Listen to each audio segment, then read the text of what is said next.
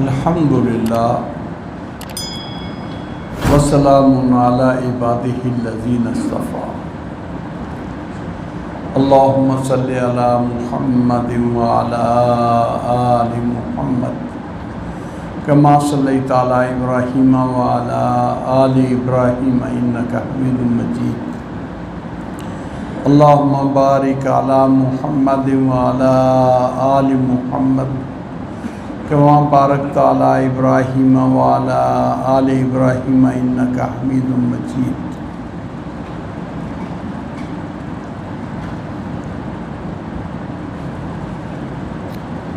عن عائشۃ ام المؤمنین رضی اللہ عنہا قالت اول ما بدی به رسول اللہ صلی اللہ علیہ وسلم من الوحی الرؤیا الصالحہ فی النوم فکان لا یرى رؤیا الا جاءت مثل فلک الصبح ثم حبب الیہ الخلاء فکان یخلو بغار حراء فیتحنس فیہ وهو التعبد باللیالی وهو التعبد الليالي ذوات العدد قبل أن ينزل إلى أهله ويتزود لذلك ثم يرجع إلى خديجة فيتزود لمثلها حتى جاءه الحق وهو في غار حراء فجاءه الملک فقال اقرأ۔ ایک لمبی حدیث ہے جس کو انشاءاللہ دو حصوں میں ہم تقسیم کرتے ہیں۔ آج کے سبق میں اس کا پہلا حصہ انشاءاللہ بیان کریں گے۔ ام المومنین سیدہ عائشہ رضی اللہ تعالی عنہا کہتی ہیں اول ما بدی بہ رسول اللہ صلی اللہ علیہ وسلم من الوحی، سب سے پہلے جو ابتدا کی گئی جس کے ساتھ رسول اللہ صلی اللہ علیہ وسلم پر وحی سے الرؤیا الصالحہ فی النوم، وہ اچھے خواب تھے نیند کے اندر۔ فکان لا یری رؤیا الا جاءت مثل فلک الصبح، بس آپ نہیں دیکھتے تھے کوئی بھی خواب مگر وہ ظاہر ہو جاتا تھا دن کو، صبح کو، جیسے چڑھا ہوا دن ہوتا ہے۔ ثم حبب الیہ الخلاء، پھر آپ کو تنہائی اس کی محبت آپ کے دل میں ڈالی گئی۔ فکان یخلو بغار حراء، آپ غار حراء میں علیحدہ ہوتے تھے۔ یتحنس فیہ، یتحنس کا معنی یتعبد فیہ، وہو التعبد، تحنس وہ عبادت کرنا ہے، وہ عبادت کرتے تھے۔ اللیالی ذوات العدد، کئی راتیں اکٹھی، قبل ان ینزل الی اہلہ، اس سے پہلے کہ آپ اپنے اہل کی طرف دوبارہ پلٹیں۔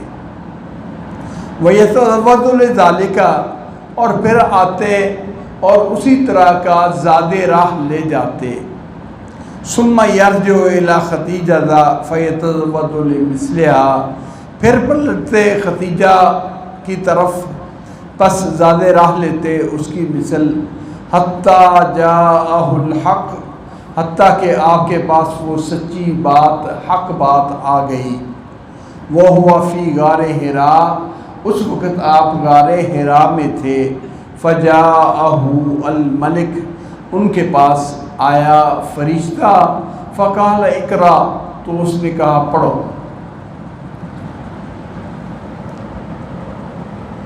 ہمارے آج کے سبق میں کئی باتیں غور طلب ہیں۔ سیدہ عائشہ رضی اللہ تعالی عنہا آپ کی بیوی ہیں، اور آپ کی جتنی بھی بیویاں ہیں مومن مرد اور مومن عورتوں کی، وہ ماں کا درجہ، ماں کی فضیلت، ماں کا مقام رکھتی ہیں۔ قرآن پاک کے اندر سورہ احزاب 21واں پارہ، اس میں اللہ نے فرمایا النبی اولا بالمؤمنین من انفسہم، النبی اولا بالمؤمنین من انفسہم وازواجہ امہاتہم، کہ نبی پیغمبر ایمان والوں کے ساتھ ان کی جانوں سے بھی زیادہ قریب ہے، ان کی جانوں کے بھی زیادہ افضل ہے۔ اور اس پیغمبر علیہ السلام کی بیویاں وازواجہ، اور اس کی بیویاں امہاتہم، وہ ان ایمان والوں کی مائیں ہیں۔ ایمان والے خواہ مرد ہوں خواہ عورتیں ہوں، وہ ایمان والے ہیں۔ ایمان والوں کی اللہ نے نبی کی بیویوں کو امہات قرار دیا ہے۔ یہ ہے ان کی عزت، مرتبت، شان کے اعتبار سے، ان کی عزت، شان، مرتبے کے اعتبار سے ان کا درجہ ماں والا ہے، ان کا احترام ماں والا ہے، بس اس اعتبار سے ہے، وگرنہ باقی احکام، پردے کے احکام، ان کے فوت ہونے کے بعد وارث بننے کے احکام، یا کوئی آدمی فوت ہو جائے تو اس کے ورثاء میں وارث ہونے کا یہ سلسلہ، جس طرح والدین وارث ہوتے ہیں یا اولاد وارث ہوتی ہے، یہ ساری چیزیں یہ نہیں۔ عزت مقام کے اعتبار سے، آپ کے بعد شادی نہ کرنے کے اعتبار سے، ایمان والی عورتیں اور ایمان والے مرد ان کی وہ مائیں ہیں۔ جس طرح یہ ایک عرف کلمہ بڑا مشہور ہے کہ ام المومنین یا امہات المومنین، اسی طرح اگر یہ کہا جائے امہات المومنات، ایمان والوں کی مائیں، تو یہ بھی درست ہے۔ جس طرح مرد مومن ایمان والے ہیں، اسی طرح ایمان والی عورتیں ایمان والی ہیں۔ جس طرح مرد مومنوں کے ساتھ ان کا تعلق ہے، نبی علیہ السلام کی بیوی ہونے کی ناطے وہ ان کے ماں کے مقام اور عزت اور مرتبے میں آ گئی، اسی طرح ایمان والی عورتوں کے لیے بھی ہے۔ آپ جانتے ہیں کہ نبی اکرم صلی اللہ علیہ وسلم نے پہلی شادی سیدہ خدیجہ رضی اللہ تعالیٰ عنہا سے کی۔ اس کے بعد جب وہ فوت ہو گئی تو پھر آپ نے حضرت سودا رضی اللہ تعالیٰ عنہا سے شادی کی مکہ میں، اور مکہ مکرمہ ہی میں آپ صلی اللہ علیہ وسلم کا نکاح سیدہ عائشہ رضی اللہ تعالیٰ عنہا سے کر دیا گیا مکہ مکرمہ میں ہی۔ اور اس کے بعد جلد ہجرت ہو گئی، تو ہجرت کے بعد مدینہ منورہ میں نبی صلی اللہ علیہ وسلم کے گھر آباد ہوئی، رخصتی عمل میں آئی۔ تو یہ ایک آپ کی بیویوں میں سے کمواری، یہ عمر کے اعتبار سے بھی چھوٹی، یہ ایک عورت تھی۔ باقی جتنی بھی عورتیں تھیں وہ پہلے طلاق یافتہ یا ان کے خاوند فوت شدہ تھے، شوہر دیدہ تھی، بیوہ تھی۔ تو حضرت عائشہ بیان کرتی ہیں آپ کی وحی کا آغاز، اس موقع پر تو یہ بات نہ تھی، بلکہ عائشہ رضی اللہ تعالیٰ عنہا پیدا بھی نہیں ہوئی تھی، کیونکہ مکہ مکرمہ میں آپ 13 سال رہے ہیں۔ نبوت کے بعد 13 سال، 40 سال کی عمر میں نبوت کا آغاز، 13 سال 53 سال کی عمر ہوگی، جبکہ حضرت عائشہ رضی اللہ تعالیٰ عنہا مدینہ منورہ میں جب آپ کے گھر آئی ہیں تو اس وقت عمر 9 سال کے قریب، 9-10 سال کے قریب ہے۔ تو 13 سال پہلے کی بات، آپ کی نبوت اور آپ کی وحی کا آغاز کا دور، اس وقت سیدہ عائشہ رضی اللہ تعالیٰ عنہا تو موجود نہیں، تو پھر کس طرح بیان کر رہی ہیں کہ نبی صلی اللہ علیہ وسلم کی وحی اس طرح آغاز ہوئی؟ یہ ظاہر بات ہے کہ آپ صلی اللہ علیہ وسلم کے گھر رہتے ہوئے اس وحی کی کیفیت کو آپ کی زبان اطہر سے سیدہ عائشہ رضی اللہ تعالیٰ عنہا نے سنا ہوگا۔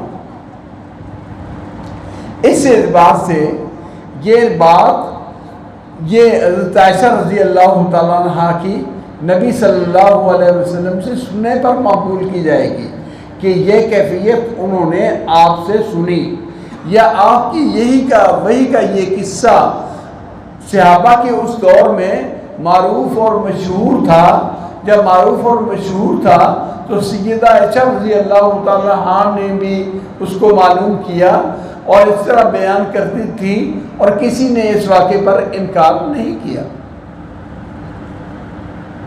اس لیے یہ حدیث اگر سے ظاہری طور پر ایسے لگتا ہے کہ جس موقع پر یہ قصہ پیش آیا اس موقع پر سیدہ عائشہ رضی اللہ تعالیٰ عنہا خود موجود نہیں تھی، مگر یہ سننے پر معمول کیا جائے گا کہ انہوں نے اپنی بڑی زندگی میں عمر کے بڑے حصے میں ہونے کے بعد نبی صلی اللہ علیہ وسلم سے یہ کیفیت سنی۔ اس لیے حدیث متصل ہے، حدیث منقطع نہیں۔ سیدہ بیان فرماتی ہیں اول ما بدی به رسول اللہ صلی اللہ علیہ وسلم من الوحی الرؤیا الصالحہ۔ آپ صلی اللہ علیہ وسلم کی ایک ہے نبوت اور رسالت کی زندگی، آپ کے لیے یہ منصب، آپ کے لیے یہ مقام۔ آپ صلی اللہ علیہ وسلم سے پوچھا گیا کہ آپ صلی اللہ علیہ وسلم کی نبوت کا آغاز کیا ہے؟ فرمایا کنت نبیا و آدم بین الماء والتراب۔ جب ابھی آدم علیہ السلام کی مٹی اور پانی تھا میں اس وقت بھی نبی تھا، میں اس وقت بھی نبی تھا۔ کیسے کہ لوح محفوظ میں آپ کا خاتم النبیین ہونا، آپ کا سید المرسلین ہونا، آپ کا پیغمبر ہونا لکھا ہوا تھا، اور لوح محفوظ کی یہ بات حضرت آدم علیہ السلام کی پیدائش سے بھی پہلے ہو چکی تھی۔ اس کے پیدا ہونے سے پہلے لوح محفوظ قیامت تک اول ما خلق اللہ القلم فقال له اکتب قال ما اکتب قال ما کان وما یکون۔ سب سے پہلے اللہ نے قلم کو پیدا کیا اور قلم کو حکم دیا لکھ۔ اس نے عرض کی کیا لکھوں؟ فرمایا ما کان وما یکون، جو ہے وہ بھی لکھ دے اور جو ہوگا آنے والے وقت میں جو ہوگا وہ بھی لکھ دے۔ تو اس قلم نے سب کچھ لکھ دیا۔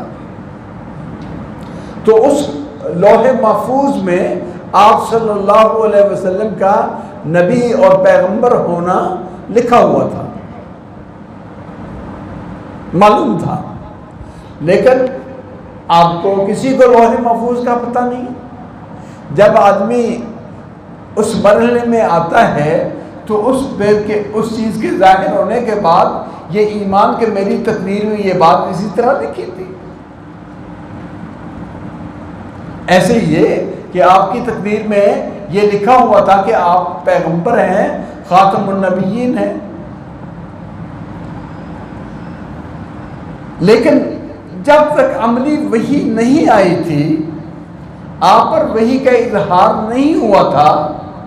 قرآن پاک نے خود کہا ہے ما کنت تدری مل کتاب ولا الایمان۔ آپ کو نہ کتاب کا پتہ تھا، قرآن کا پتہ تھا، اور نہ ہی آپ کو ایمان کی تفصیلات کا پتہ تھا، یہ علم نہیں تھا۔ یہ ہم نے وحی کی سورہ شورا کے اندر یہ بیان ہوا ہے 25ویں پارے میں، ما کنت تدری مل کتاب ولا الایمان۔ آپ کو اس سے وحی آنے سے پہلے آپ کو علم نہیں تھا، ہم نے سب کچھ دیا، حتیٰ کہ آپ سے کئی چیزیں پوچھی گئی زندگی میں، جیسے اصحاب کہف کے بارے میں، اسی طرح روح کے بارے میں اور چیزوں کے بارے میں سوال کیا، آپ نے کہا مجھے تو پتہ نہیں، کل بتا دوں گا، نہیں بتا سکے، پھر کہا کل بتاؤں گا، وحی نہیں آئی، آپ کو علم نہیں ہوا، حتیٰ کہ اللہ نے فرمایا لا تقولن لشیء انی فاعل ذلک غدا، آپ یہ کبھی بھی نہ کسی سے وعدہ کیا کریں کہ یہ کام میں کل کروں گا، الا ان یشاء اللہ، ہاں جو بھی کل کے بارے میں وعدہ ہو اس کے ساتھ انشاءاللہ کہہ لیا کہ اگر اللہ نے چاہا تو کروں گا۔ تو آپ صلی اللہ علیہ وسلم اس وقت بھی نبی تھے جب آدم علیہ السلام پانی اور مٹی میں تھے، یعنی ابھی پیدا نہیں ہوئے تھے، ان کا خمیر بنایا جا رہا تھا، لیکن ایک طرف یہ کہ آپ کی عمر مبارک بھی بڑی، آپ نے نبوت کا اعلان بھی کر دیا سب کچھ، لیکن آپ سے مسئلہ پوچھا جاتا ہے، آپ کہتے ہیں مجھے علم نہیں، جب تک جبریل علیہ السلام آ کے نہیں بتاتے اس وقت تک مجھے پتہ نہیں۔ اس لیے جو یہ بیان ہوا ہے آدم علیہ السلام کے زمانے میں وہ ہے لوح محفوظ کا، اور اظہار اور علم وہ آپ کا پہلے ہی ہونا تھا، اور پہلی وحی آپ پر غار حرا کے اندر آئے، اور وحی آنے سے پہلے وحی کا ماحول آپ نہیں جانتے تھے کہ وحی کیا ہے، جبریل علیہ السلام کیا ہے، پتہ نہیں تھا، اس لیے اس کا سارا ماحول تیار کیا گیا۔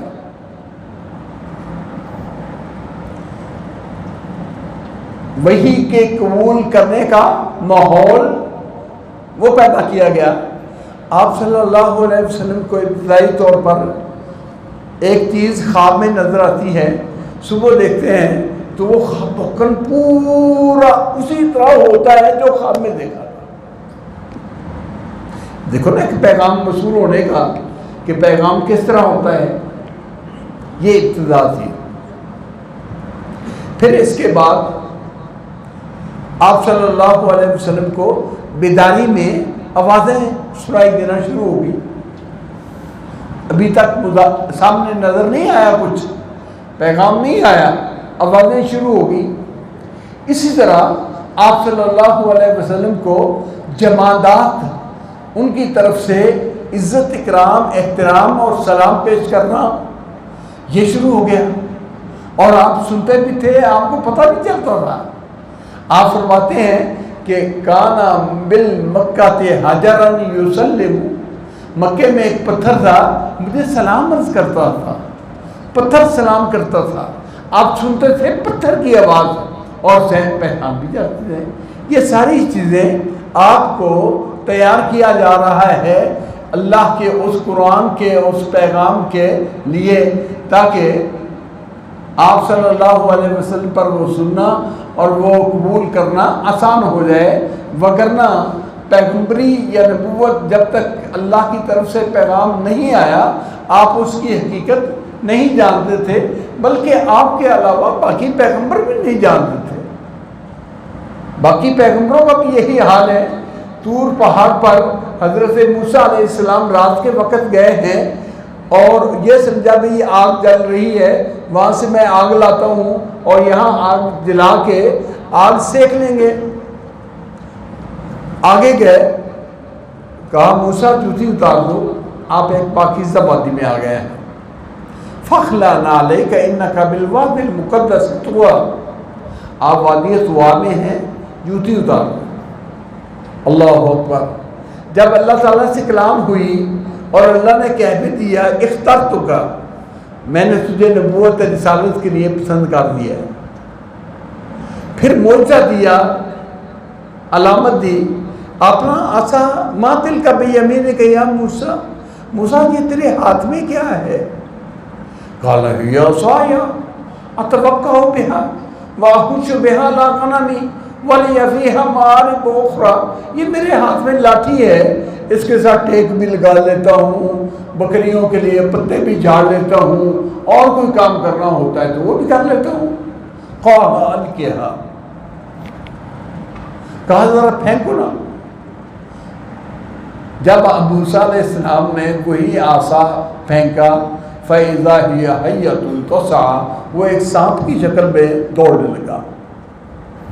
موسیٰ علیہ السلام کو پتہ نہیں، حتیٰ کہ فَأَوْجَسَ فِي نَفْسِهِ موسیٰ علیہ السلام ڈر گئے، ڈر کے یہی تک نہیں بلکہ بھاگ کھڑے ہوئے وہاں سے۔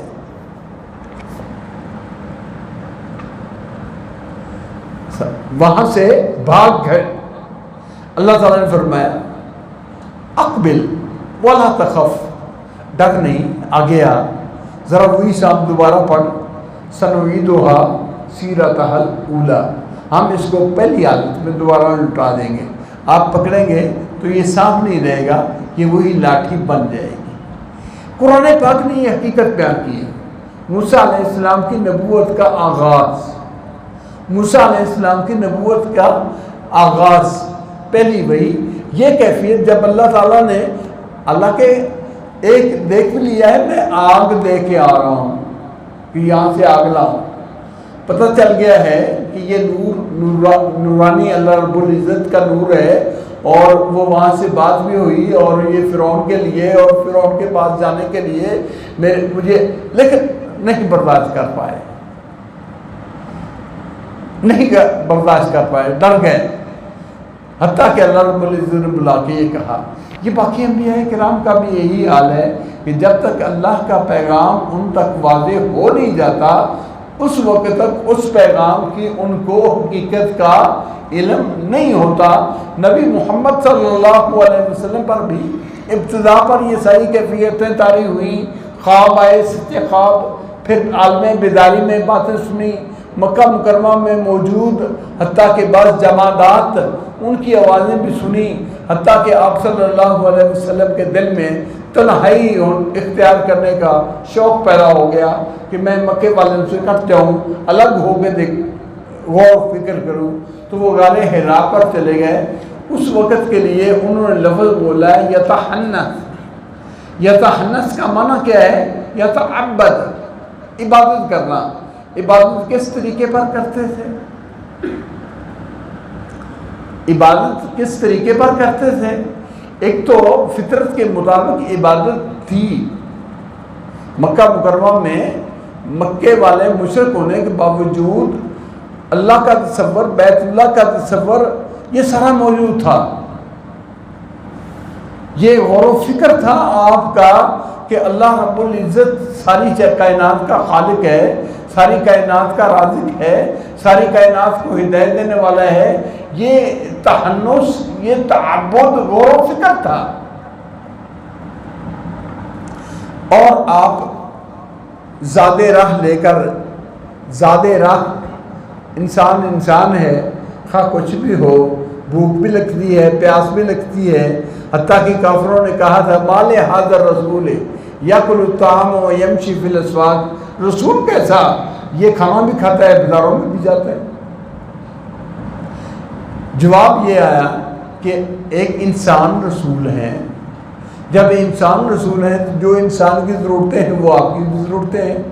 انسانی ناطے بھوک پیاس انسان کی زندگی کا حصہ ہے۔ آپ صلی اللہ علیہ وسلم اس کا مداوع کرنے کے لیے کھانے پینے کی کچھ چیزیں لے کر، کئی دنوں کی اکٹھی لے کر غار حرا میں چلے جاتے ہیں۔ مکہ مکرمہ کے قریب مصر کی جانب میں ایک پہاڑ ہے، اس میں ایک غار کے اندر غار حرا جس کا نام ہے، جن کو اللہ نے سعادت بخشی، مکہ کی زیارت کی، ان میں سے کسی کو اللہ نے توفیق دی تو وہ غار حرا کے اوپر چڑھ کے بھی گیا ہے۔ عام طور پر حجاج کرام جاتے ہیں، معروف جگہ ہے۔ آپ صلی اللہ علیہ وسلم وہاں کئی راتیں گزارتے۔ جب وہ زاد راہ ختم ہو جاتا، سامان ختم ہو جاتا، پھر اپنی بیوی کے پاس آتے ہیں، سیدہ خدیجہ رضی اللہ تعالیٰ عنہ جو آپ کی پہلی بیوی تھی، پھر ان سے سامان لے کر دوبارہ پھر چلے جاتے۔ یہ آغاز ہے آپ کی نبوت اور رسالت کا۔ اس کے بعد پھر وہ حقیقت میں پیغمبر، وہ ملک فرشتہ، وہ پیغمبری کا اور نبوت کا اعلان لے کے آ گیا، جس کا تذکرہ انشاءاللہ کل والے انداز سبق میں ہوگا۔ اللہ تعالیٰ ہمیں توفیق عطا فرمائے۔ اور یہ بات یاد رکھیں کہ یہ کہنا کہ آپ اس وقت بھی نبی تھے جب آدم مٹی اور پانی کے اندر تھے، حقاً ہمارا ایمان یہ ہے، لیکن اسے مراد ہے آپ کا لوح محفوظ میں نبی ہونا، وگرنہ ابھی تک قرآن نازل نہیں ہوا، ابھی اقرار بسم ربک الذی خلق یا اور صورتیں قرآن کی کوئی پتہ نہیں۔ ما کنت تدری ما الکتاب ولا الایمان، جب قرآن اور حدیث کے بارے میں، احکام الہی کے بارے میں اللہ نے پیغام بھیجے، جیسے جیسے وہ پیغام دیے اسی طرح اللہ کے نبی صلی اللہ علیہ وسلم کو ان کا علم ہوتا گیا۔ تو یہ دو باتیں آپس میں کوئی متضاد نہیں کہ جی آپ تو اس وقت کے نبی تھے، پھر جبریل کیا لینے آئے تھے۔ یہ نا علمی کی وجہ پر، بے سمجھی کی وجہ پر لوگ یہ باتیں ایسی کرتے ہیں۔ حقیقت یہ ہے کہ وہ لوح محفوظ کے بارے میں جو لکھا ہوا ہونا ہے وہ ہے۔ اللہ پاک ہمیں ایمان کی سلامتی دے اور اللہ رب العزت فہم و بصیرت دے۔ وآخر دعوانا ان الحمد للہ رب العالمین۔ اس کا دوسرا حصہ محمد کما صلی تعالی ابراہیم وعلی آل ابراہیم انک حمید مجید۔ اللہم بارک علی محمد وعلی آل محمد کما بارکت علی ابراہیم وعلی آل ابراہیم انک حمید مجید۔ ربنا ظلمنا انفسنا وان لم تغفر لنا وترحمنا لنکونن من الخاسرین۔ اللہم رحمتک نرجو فلا تکلنا الی انفسنا طرفۃ عین واصلح لنا شأننا کلہ لا الہ الا انت۔ کل ہمارے جامعہ کے استاد قاری نوید الحسن صاحب، ان کی والدہ انتقال کر گئی ہیں۔ بہت نیک صالحہ خاتون، عالمہ خاتون تھی۔ حضرت حافظ عبداللہ صاحب بوڑھی مولوی حافظہ اللہ کی صاحبزادی، ایک علمی گھرانے سے تعلق رکھنے والی تھیں۔ اللہ تعالیٰ ان کو جوار رحمت میں جگہ عطا فرمائے۔ کثرت سے قرآن پاک کی تلاوت کرنے والی تھی۔ وفات تک 5-6 پارے روزانہ کے پڑھنے، یہ ان کا معمول بتایا گیا ہے۔ اللہ تعالیٰ ان کے حسنات کو قبول فرمائے اور سیئات سے اللہ تعالیٰ گزر فرمائے۔ اللہم اغفر لہا وارحمہا وعافہا واعف عنہا واکرم نزلہا ووسع مدخلہا واغسلہا بالماء والثلج والبرد ونقہا من الذنوب والخطایا کما ینقی الثوب الابیض من الدنس۔ اللہم ابدلہا دارا خیرا من دارہا واہلا خیرا من اہلہا وزوجا خیرا من زوجہا۔ اللہم ادخلہا الجنہ، اللہم ادخلہا الجنہ جنت الفردوس۔ اللہم اعذہا من فتنۃ القبر وعذاب النار۔ اللہم اغفر لجمیع موتانا وموتى المسلمین الذین شہدوا لک بالوحدانیہ ولنبیک بالرسالہ وماتوا علی ذلک۔ اللہم اغفر لهم وارحمهم انک انت الغفور الرحیم۔ اللہم اغفر لهم وارحمهم انک انت الغفور الرحیم۔ اللہم اغفر لنا ولوالدینا ولاساتذتنا وجمیع المسلمین والمسلمات الاحیاء منهم والاموات۔ ربنا آتنا فی الدنیا حسنہ وفی الآخرۃ حسنہ وقنا عذاب النار۔ ربنا تقبل منا انک انت السمیع العلیم وتب علینا انک انت التواب الرحیم۔ وصلی اللہ تعالی علی خیر خلقہ محمد آلہ واصحابہ وآلہ بیتہ وذریتہ اجمعین، آمین۔